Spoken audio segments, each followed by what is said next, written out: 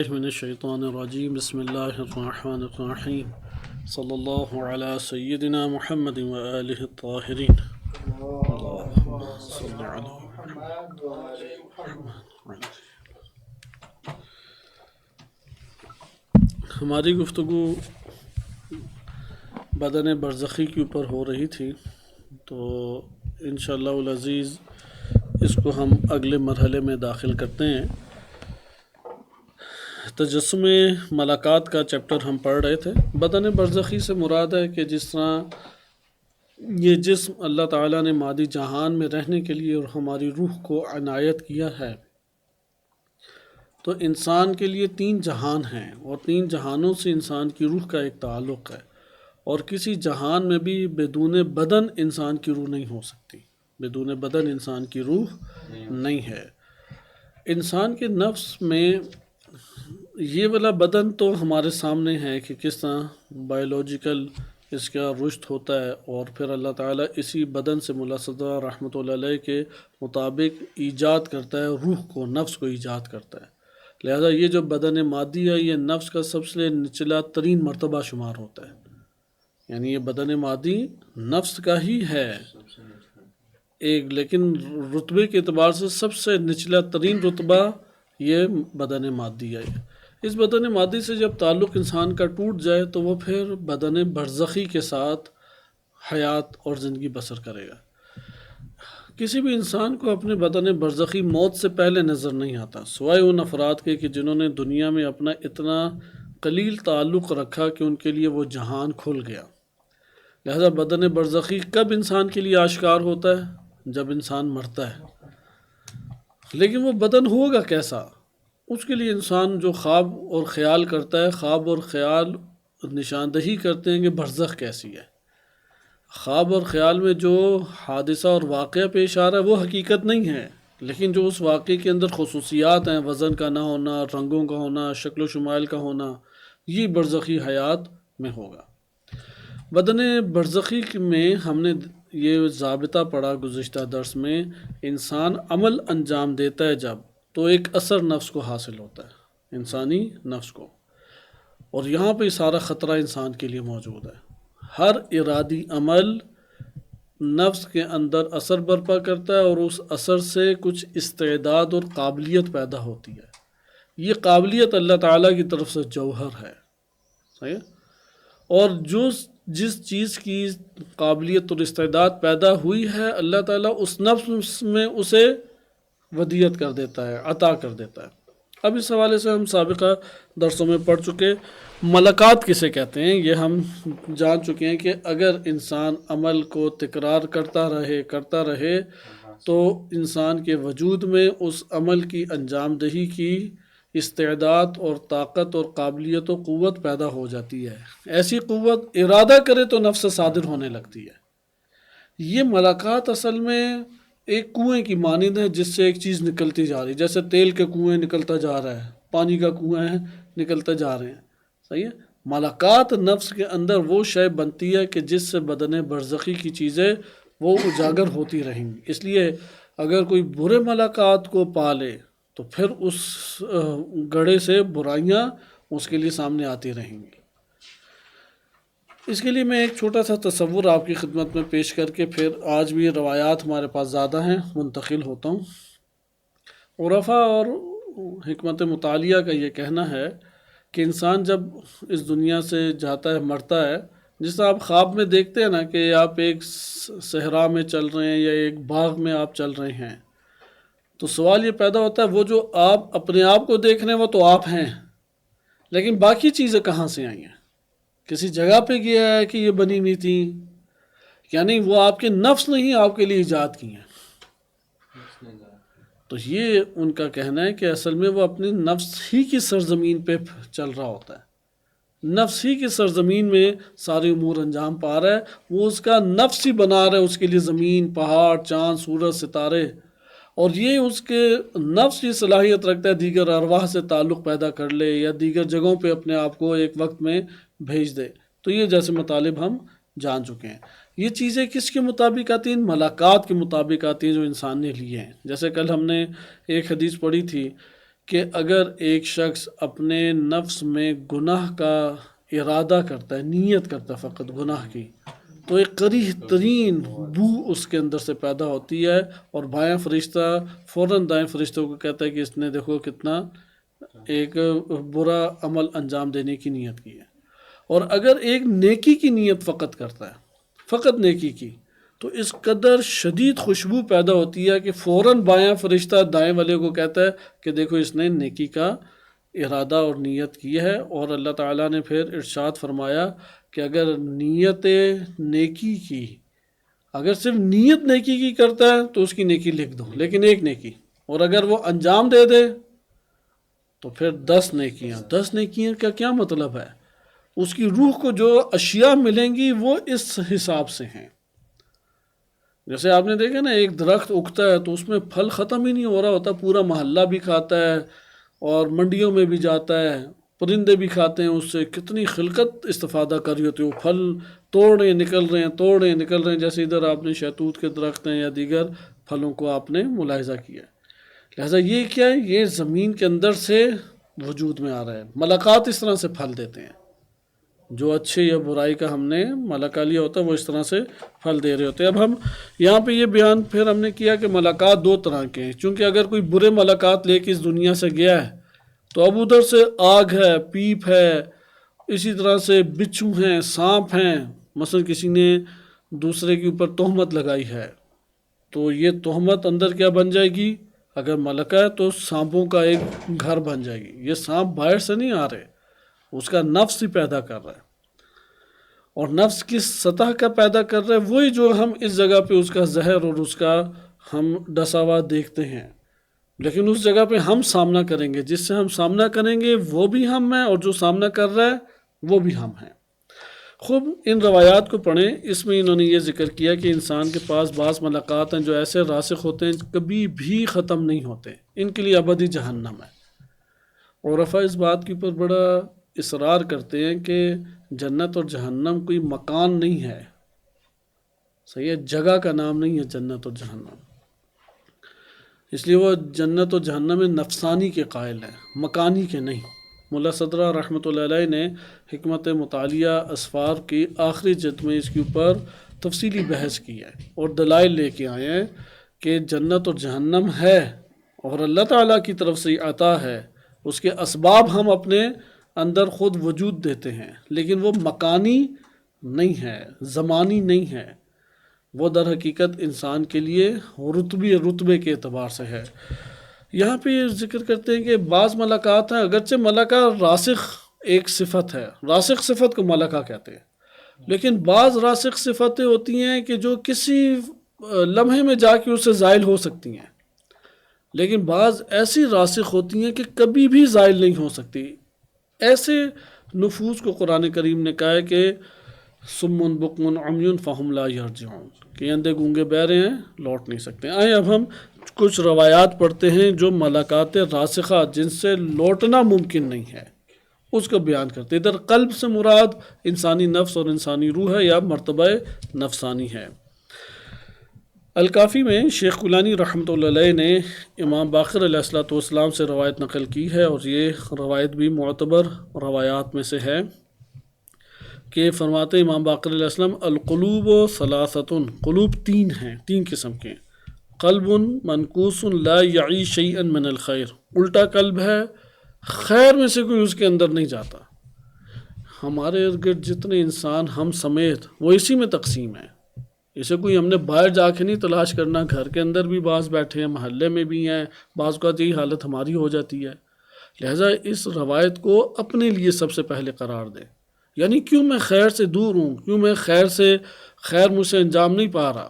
بالآخر زندگی انسان کی اس دنیا میں طولانی نہیں ہے، اور موت انسان کے لیے یقینی ہے۔ بالفاظ دیگر جیسے پہلے بھی ایک جملہ عرفا کا عرض کیا آپ کی خدمت میں کہ وہ دنیا کو جہنم سے تعبیر کرتے ہیں، چونکہ ادھر ہر نعمت لے کے چھین لی جاتی ہے، زندگی دے کے موت سے ہمکنار کر دیا جاتا ہے، صحت دے کے بیمار کر دیا جاتا ہے، پھر اللہ تعالیٰ نے مدت معین کر دیا، اس معین مدت میں کیا ملنا ہے وہ بھی معین کر دیا ہے، کوئی کسی کا اس طور پہ ایسا محتاج نہیں ہے کہ یار ادھر دروازہ بند ہوا تو دوسرا نہیں کھلے گا، ایسا قطعاً نہیں ہے۔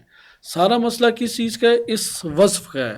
اس وصف کے پیچھے بھاگنا ہماری ذمہ داری ہے۔ اور وہ وصف کیا ہے کہ بعض ایسے الٹے دل ہوتے ہیں، خیر سے کوئی چیز اندر نہیں جاتی، یہی کہتے ہیں ایک چیز کا احاطہ کرنا یا شعور حاصل کر لینا، خیر وہ نہیں، خیر کی طرف اس کا رجحان نہیں ہے۔ بالفاظ دیگر نمازیں پڑھنے کا دل نہیں چاہتا، قرآن پڑھنے کا اس کا دل نہیں چاہتا۔ یہ دل نہ چاہنا خطرناک چیز ہے۔ ایسا نہیں ہے کہ ہم معاشرے کے اندر جو خود ساختہ عوامی معیارات ہیں اس کے مطابق ہماری آخرت بن جائے گی۔ یہ حقائق ہیں، حقیقتیں حقیقت کے مطابق ہی ڈھلتی ہیں۔ لہٰذا پہلے صنف کون سے ہو گئے؟ وہ قلوب جو خیر کی طرف نہیں جاتے۔ یہ وہ قلوب ہیں جنہوں نے ملکہ شر کو اندر اتنا وسیع پیمانے پہ اختیار کیا، اب خیر کی طرف جا ہی نہیں سکتے۔ پھر امام فرماتے ہیں وَهُوَ قلب الکافر، یہ کافر کا قلب ہے۔ البتہ کون سا کافر ہے یہ کہ جو واپس نہیں لوٹ سکتا۔ بعض کافر کفر میں اتنے ہوتے ہیں، راسخ ہیں وہ کفر، لیکن لوٹ سکتے ہیں۔ وَقَلْبٌ فِيهِ نُقْطَةٌ سَوْدَىٰ، بعض قلوب ایسے ہیں، اب دوسرے قلب کی ہے کہ جن کے اندر سیاہ نقطہ ہوتا ہے۔ یہ سیاہ نقطہ وہی ملکہ شر ہے۔ اگر تطبیق کرے ہم جو معانی پڑھیں اس کے مطابق، کیا یہ سیاہ نقطہ؟ یہ وہی ہمارے اندر ملکہ شر ہے، ملکہ شر۔ انسان کا اصل مسئلہ سارا یہی ہے کہ جب رہنمائی کی جا رہی ہو نا تو خوف نہیں آتا، لیکن جب چیز سامنے آ جائے، جیسے وہ والدین کہتے ہیں نا یہ کھٹی چیزیں نہ کھاؤ نہ کھاؤ بیمار ہو جاؤ گے، وہ نہیں مانتا، لیکن جب بیمار ہوتا ہے تو پھر خوب چیختا چل آتا ہے۔ اس کو کہتے ہیں کہ انسان جاہل ہے اس اعتبار سے، یعنی جانتا ہے پھر بھی عمل میں نادانی سے کام لیتا ہے۔ زیرک انسان کون ہے؟ دیکھیں، ایک ہے دنیا کا، روایات نے واضح، یہ الکافی کی روایات ہیں جو میں عرض کر رہا ہوں، اس کو اگر ہم اپنی زندگی میں اختیار کرتے ہیں ایک نورانی شخصیت بنتے ہیں۔ امام فرماتے ہیں کہ دنیا کا زیرک آخرت کا احمق ہے، نادان ہے، اور جو آخرت کا زیرک ہے وہ دنیا والوں کی نظر میں کیا ہے؟ نادان ہے۔ اس ضابطے کو پکڑ لینا چاہیے۔ قرآن نے بھی یہی کہا نا، یہ دوسروں کو دھوکہ دے رہے ہیں، حقیقت میں خود دھوکہ کھا رہا ہے، چونکہ وہ ذات تو لامحدود ہے ہر شے میں، کوئی میرا سب کچھ بھی لے جائے وہ اور عطا کر دے گا۔ ہم نے اپنے اس طلبگی کی زندگی میں یہ بہت دیکھا ہے، بعض افراد بہت زیرکی دکھاتے ہیں، ابھی بھی تیزی سے چالاکی سے لے لینا چاہتے ہیں۔ اچھا، اگلے کو دیکھ رہے ہوتے ہیں کہ نہیں وہ ایک قانونی ضابطے سے یا زحمت محنت کر کے ہی لینا چاہتا ہے، وہ کہتے ہیں کہ یار یہ دیکھو کہ بالکل عاقل انسان نہیں ہے، یہ مثلا تعلقات، مثلا پیسہ خرچ کر رہے ہیں ہم تو اس سے بھی کوئی فائدہ اٹھائیں، ہر ایک کے ذہن میں یہ آتا ہے یا نہیں آتا؟ اب پیسہ خرچ کر رہے ہیں اور اس سے میں فائدہ اٹھاؤں تو یہ خالص پیسہ خرچ کرنا نہیں ہے اللہ کی راہ میں۔ اچھا، وہ جتنا فائدہ اٹھانا چاہتا ہے وہ ٹھیک ہے، اس نے معاملہ دنیا کے ساتھ کیا اور دنیا نے بھی اسے دیا۔ ایک نے معاملہ خدا کے ساتھ کیا کہ بار الہ میں تیرے ساتھ معاملہ کرتا ہوں، ٹھیک ہے یہ مجھے کوئی نفع نہیں دے گا۔ خصوصاً دینی اداروں میں ہوتا ہی ایسا ہے، وہ کئی سال زحمت محنت کر کے پلتا بڑھتا ہے، اور اس کے بعد جب اس کے اپنے مراحل ازدواجی زندگی آ جاتے ہیں تو ایک خود غرضانہ کیفیت طاری ہو جاتی ہے، اور قربانی دینے سے وہ بہت سارے خیالات مانے بن جاتے ہیں۔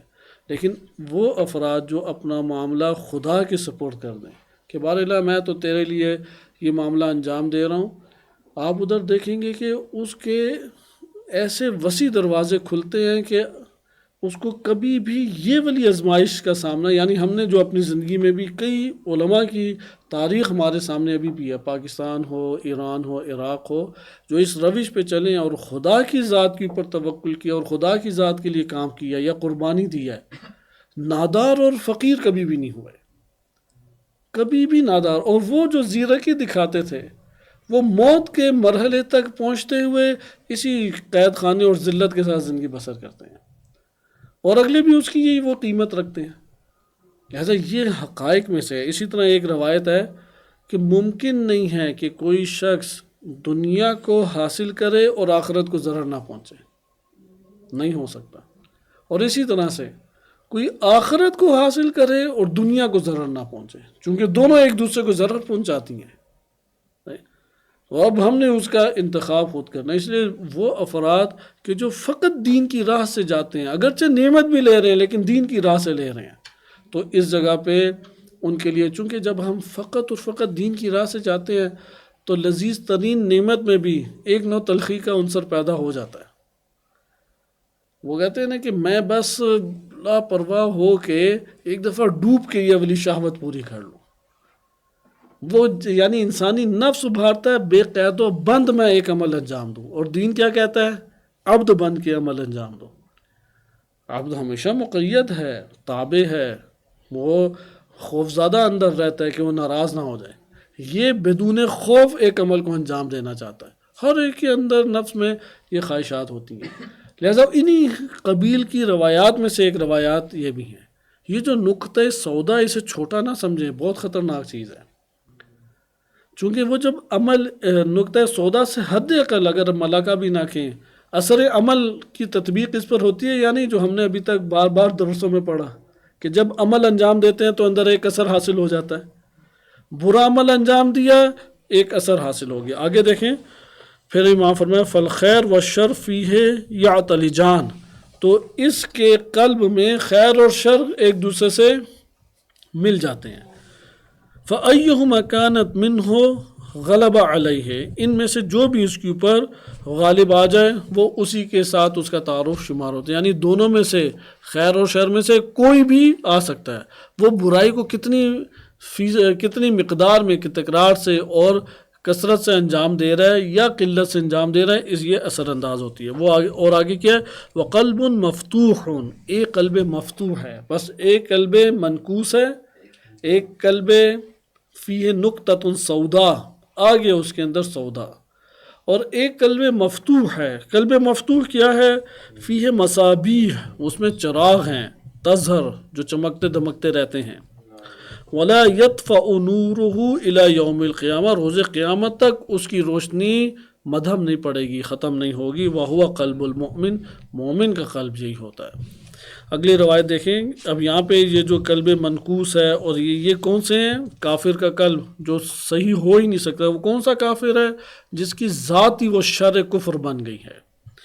اگلی روایت دیکھیں، امام صادق علیہ الصلوۃ والسلام سے، یہ بھی معتبر حدیث ہے، اذا اذنب الرجل، انسان جب گناہ کرتا ہے، انسان، یہ سے آپ نا دینی روان شناسی بھی نام دے سکتے ہیں، بالآخر جب گناہ ہو جاتا ہے تو اس کی بہت ساری قباحتیں اندر محسوس کرنے پڑتی ہیں، اس کے مراحل پہ اب صبر کریں۔ مثال کے طور پہ جس طریقے سے مریض ہو گئے ہیں تو زبان سے ذائقہ چلا گیا یا نہیں، تو ادھر سے عبادات سے ایک نوع اس کا دل کھنچ جاتا ہے، لیکن اب گھسیٹ کے لے کے آئے، نفس کے ساتھ لڑائی کرے کہ تو نے گناہ کیا ہے اور تو ہی مریض بنا ہے، اب صحت یابی کے لیے خود تو یہ نسخہ شفا حاصل کر، اس لیے اس کو زبردستی وہاں پہ عبادات کی طرف نفس کو لے کے آئے۔ ایسا اذا اذنب الرجل، ایک شخص جب گناہ کرتا ہے، خرج فی قلبہ نقطۃ سودا، تو اس کے قلب میں نکلتا ہے ایک نقطہ سودا، کالے رنگ کا نقطہ، یعنی اثر عمل ہے۔ فَإِن تَابَ انمحت، اگر وہ توبہ کر لے تو محو ہو جاتا ہے، مٹ جاتا ہے۔ توبہ ہم نے کل پڑھا کہ رجوع کو کہتے ہیں، اللہ بھی توبہ کرتا ہے، بندہ بھی توبہ کرتا ہے۔ بندہ جو ہے توبہ کرتا ہے اپنے رب کی طرف، شقاوت سے، بعد سے، گناہ سے لوٹ کے آتا ہے اللہ کی طرف۔ بندے کو اللہ کی طرف جانے کے لیے بھی رجوع چاہیے اور باقی رہنے کے لیے بھی رجوع چاہیے۔ جو قلب مسلسل رجوع کرتا رہے اس قلب کو کہتے ہیں قلب تواب یا قلب اواہ۔ قرآن میں نا اواہ حلیم، یعنی ہم دو چیزوں کے محتاج ہیں، ایک تو ہم مقام شقاوت میں ہیں اور مقام بعد میں ہیں، اللہ سے دوری پہ ہیں، رجوع کریں گے تو اس کے پاس جائیں گے۔ اچھا چلے گئے، اب چلے گئے ہیں تو اس کے پاس باقی رہنے کے لیے بھی کیا ہے؟ ہمیں رجوع کرتے رہنا چاہیے۔ جڑے رہنے کے لیے بھی کس کی ضرورت ہے؟ رجوع کی، توبہ کی۔ بس عبد کی توبہ ہے گناہوں سے، شقاوت سے، دوری سے، اور پھر دوسری توبہ عبد کی کیا ہے؟ اس مرتبے پہ باقی رہنے کے لیے۔ جیسے اہل بیت علیہ السلام کی کثرت سے توبہ ہوتی تھی. اور اللہ کی توبہ کیا ہے وہ مغفرت کے ساتھ بندے کی طرف رجوع کرتا ہے، چونکہ توبہ کہتے ہیں رجوع کو. وہ اپنے عنایات کے ساتھ بندے کی طرف رجوع کرتا ہے، فضل کے ساتھ بندے کی طرف رجوع کرتا ہے. تو یہاں پہ بھی آپ دیکھیں کہ تابہ ان محت، بندے نے توبہ کی، اللہ نے بھی توبہ قبول کی اس کی. صحیح ہے، وہ اثر مٹ جائے گا. پھر آگے کیا ہوا، ان زادت حتی تغلب علی قلبہ، اگر اس نے ان زادہ یعنی زیادہ ذنب، اگر گناہ زیادہ کرتا رہا زادت تو نقطہ بھی بڑھتا چلا جائے گا یہاں تک کہ وہ اس کے قلب پر غالب آ جائے گا. وہ نقطہ کیا ہے، ایسا کینسر ہے کہ پورے بدن میں چھا گیا ہے. اب اس کا علاج ہو سکتا ہے، بدن میں کینسر پھیل جائے تو کیا کہتے ہیں، بس روح کے اندر بھی اگر کینسر پھیل جائے، اس کینسر کو ہم نے اپنی علمی اصطلاح میں کیا نام دیا تھا،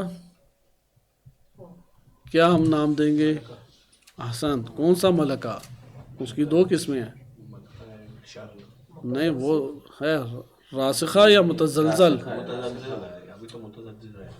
ان زادت حتی تغلب علی قلبہ، پورے قلب کے اوپر چھا گیا تو پھر ایسا راسخ ہے کہ اب یہ نہ شفاعت کے دائرے میں آئے گا، اس کی شفاعت نہیں ہو سکتی، ابدی جہنم ہے اس کی. فلا یفلح بعدها ابدا، اس کے بعد وہ کبھی بھی نہیں فلاح یافتہ ہوگا. اگلی روایت آپ دیکھیں، ما من عبد الا وفی قلبہ نقطۃ بیضاء، کوئی شخص ایسا نہیں ہے کہ اس کے قلب میں نقطہ بیضاء سفید نقطہ ہو. فاذا اذنب ذنبا، جب وہ ایک گناہ انجام دیتا ہے، خرج فی النقطۃ نقطۃ سوداء، تو پھر گناہ کی وجہ سے اس کے قلب میں نقطہ سودا، سیاہ رنگ کا نقطہ پیدا ہوتا ہے. فإن تاب، اگر توبہ کرے، ذهب ذلك السواد، تو وہ سیاہی دور بھاگ جاتی ہے. وإن تمادى في الذنوب، اور اگر وہ ڈوبا رہے ان گناہوں میں، زاد ذلك السواد، یہ سیاہی پھیلتی چلی جاتی ہے. حتى يغطي البياض، وہ سفیدی کو لے بیٹھتی ہے، چھا جاتی ہے اس سفیدی پہ. وإذا غطى البياض، اگر وہ سفیدی کے اوپر پورا کا پورا چھا جائے، غطہ کہتے ہیں ڈھانپ دینا، سفیدی کو ڈھانپ دیا، کیا ہوتا ہے، لم یرجع صاحبہ الی خیر ابدا، تو کبھی بھی پھر خیر کی طرف یہ بندہ لوٹ کے نہیں آتا، چونکہ کینسر اس کی روح میں پھیل چکا ہے. وہو قول اللہ عز وجل، یہ اللہ عز وجل کا فرمان ہے سورہ مطففین میں، کلا بل ران علی قلوبہم ما کانوا یکسبون، بلکہ ان کے دلوں پہ زنگ لگ گیا. ران علی قلوبہم، ان کی قلوب اندر سے، اس لیے وہ اب کیسے زنگ لگا، بما ما کانوا یکسبون، جو انہوں نے کسب کیا. بعض نفوس مریض ہوتے ہیں. ایک دفعہ نا ہمیں ضرورت ہے پیسے کی، ٹھیک ہے، کسی بندے نے غلط کام کیا، مال کی ضرورت تھی، ضرورت پوری ہوئی، توبہ طائب ہوا، لوٹایا مال. ایک بندہ ہے، شہوت اس پہ غالب آ گئی، گناہ کیا، توبہ کی، چونکہ اس کی بالفعل ازدواجی زندگی شروع ہو گئی. ایک بندے کو شہرت چاہیے تھی، حریص تھا شہرت کا، شہرت حاصل ہو گئی، دیکھا کچھ بھی نہیں ہے، لوٹ آتا ہے. لیکن بعض آپ نے خود ہمارے ہاں یہ حوض علمیہ میں بعض شخصیات، اسلامی جمہوریہ ایران کے اندر بعض ایسی شخصیات کہ جو صہیونیوں اور اسرائیلی ایجنٹ نکلے، بعض بلند ترین شخصیات، یعنی ان سے آپ انقلاب اسلامی کے ذرا فکر کو سن لے، بہترین فکر بیان کریں گے، اخلاقی دروس آپ لے لیں. اچھا، ان کی زندگی محاذوں پہ 8 سال محاذوں پہ، 5 سال محاذوں پہ گزری ہے، جان دینے میں کوئی مشکل ہی نہیں پیش آتی. اعلیٰ ترین عہدہ، اعلیٰ ترین عہدے کا کیا مطلب ہے کہ اس کے پاس مال بھی خوب ہے، اور عمراء و فضلاء، یعنی وہ جو عمراء ہیں اور جو اہل ثروت مند اور مالدار طبقہ ہے، اہل منصب طبقہ ہے، ان میں اٹھنا بیٹھنا ہے، عام لوگوں والی محفل نہیں ہے. اور شہرت بھی اس کی خوب ہے، کیونکہ عالمی سطح پہ وہ نمائندہ بن کے ہر جگہ جاتا ہے، ادھر بھی ادھر بھی تعلقات خوب ہیں. اب یہ کیوں خیانت کرتا ہے، کیا وجہ آپ کو محسوس ہوتی ہے؟ یعنی فکری معلومات ساری ہیں اسے، چونکہ ایران میں جو اسکول کا کورس پڑھایا گیا ہے، جب 12ویں انسان کلاس پڑھتا ہے تو پاکستان کا جو بالکل ابتدائی حجت الاسلام والمسلمین ہے وہ بنا ہوتا ہے، وہ قصداً سارے کے سارے گناہ ادھر ایک جوان کر رہا ہوتا ہے. اسے فقہی احکام معلوم ہوتے ہیں جو اسکولوں میں البتہ پڑھ رہے، گاؤں وغیرہ میں جو رہتے ہیں ادھر نازک حالات ہیں، ان بیچاروں کو بہت ساروں کو کچھ نہیں پتہ ہوتا۔ اسکولوں میں جو لٹریچر پڑھایا جا رہا ہے، منطق پڑھا دیتے ہیں، فقہی احکام پڑھا دیتے ہیں۔ ابھی بالغ نہیں ہوا، مثلا 12 سال کی عمر ہوئی ہے، اکثر افراد 13 سال میں بالغ ہو رہے ہیں، وہ اسے احکام پڑھا دیں گے، ایک مربی لازم ہے۔ پھر وہ 18 سال کا ہو تو اس نے سربازی کے لیے جانا ہے، جہاں پہ اس نے خدمات انجام دینی ہے عسکری طور پہ، وہ ساری چیزیں لے کے آتا ہے۔ اس کے باوجود وہ اگر خیانت کرے تو یہاں پہ خیانت کی کیا وجہ ہے؟ مثلا مملکت کا ایک رئیس ہو جائے، شہرت، اب رئیس سے اوپر کوئی اور عہدہ ہی نہیں ہے، صرف ولایت فقیہ ہے ادھر عہدہ، پیسہ بھی خوب اس کے پاس موجود ہے، جہانی طور پہ اسے لوگ جانتے ہیں، چونکہ اگر کوئی 8 سال گزار لے یا 4 سال گزار لے، دنیا کا کون سا ملک اسے نہیں جانتا، اپنے ملک میں اس کی شہرت اور عزت دیکھیں۔ تو انسان کی بالآخر مادی دنیا میں انہی کے پیچھے بھاگتا ہے، مال کے پیچھے بھاگتا ہے، شہرت کے پیچھے، اقتدار کے پیچھے، اچھی محافل کے پیچھے، لذتوں کے پیچھے، وہ سب تو مہیا ہیں۔ اب کیوں قوم کا لٹیرا بن رہا ہے اور ان کا ڈاکہ ڈال رہا ہے اور ملیاردہا ڈالرز؟ اس کی کیا وجہ ہے؟ اس کی وجہ یہاں سے ہمیں پتہ لگتی ہے، وہ کیا ہے؟ وہ ان کے نفوذ مریض ہیں۔ جب نفس مریض ہو جائے تو کچھ اس کو اثر نہیں ہوتا۔